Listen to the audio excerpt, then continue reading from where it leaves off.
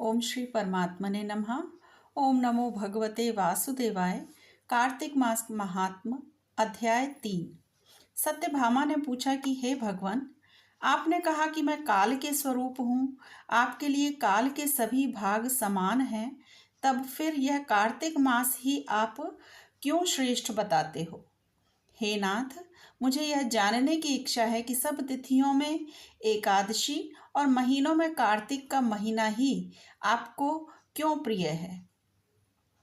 तो भगवान श्री कृष्ण ने कहा कि हे कांते, तुमने यह बहुत अच्छा प्रश्न किया है। इस संबंध में तुम्हें बेन के पुत्र पृथु और महर्षि नारद का संवाद सुनाता हूँ। नारद जी ने कार्तिक मास की श्रेष्ठता बताते हुए कहा, पहले सागर का पुत्र शंख नामक राक्षस त्रिलोकी के मथने में समर्थ न हुआ। उसने संपूर्ण देवताओं को जीतकर स्वर्ग से निकाल दिया तथा इंद्रादिक संपूर्ण लोकपालों के अधिकार अपने हाथ में ले लिए। शंखासुर ने विचार किया, मैंने देवताओं को जीत लिया है तो भी वे बलवान मालूम होते हैं। वे सब वेद मंत्रों से युक्त हैं। उनके वेद मंत्रों का हरण करने से वे सब बलहीन हो जाएंगे। ऐसे विचार के साथ वह असुर विष्णु भगवान को नींद में ग्रस्त देख स्वयंभू ब्रह्मा जी के लोक में जा पहुंचा और वहां से वेदों को निकालकर चलने को तत्पर हुआ। उसके भय के मारे यज्ञ के मंत्र अपने बीजों समेत जल में प्रवेश कर गए।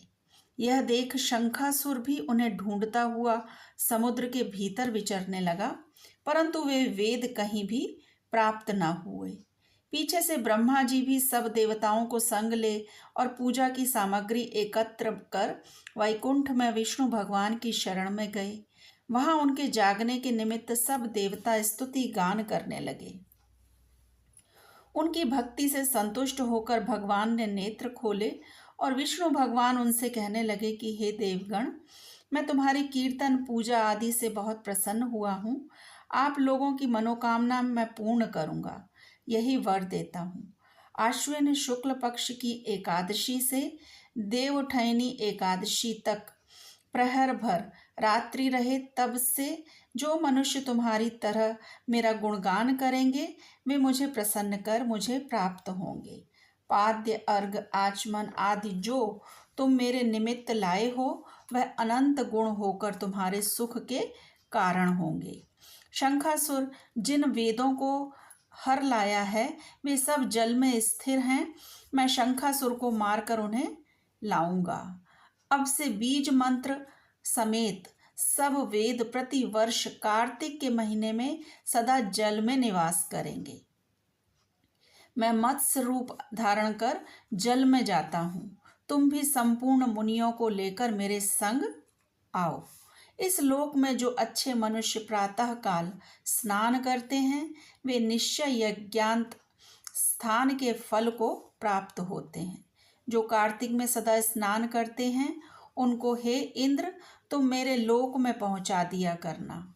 हे यम, तुम सदा उनकी विघ्नों से रक्षा करना और हे वरुण, तुम उनको पुत्र पौत्र आदि देते रहना और हे कुबेर, तुम उनकी धन वृद्धि करो। हे देवताओं, आज तुमने मुझे एकादशी को जगाया है, इसलिए यह तिथि सदा मनाने योग्य है। यह मेरे लिए प्यारी है। हे देवगणों, भली भांति से किए जाने पर यह दोनों व्रत मनुष्य को मेरा सामीप्य प्राप्त कराते हैं।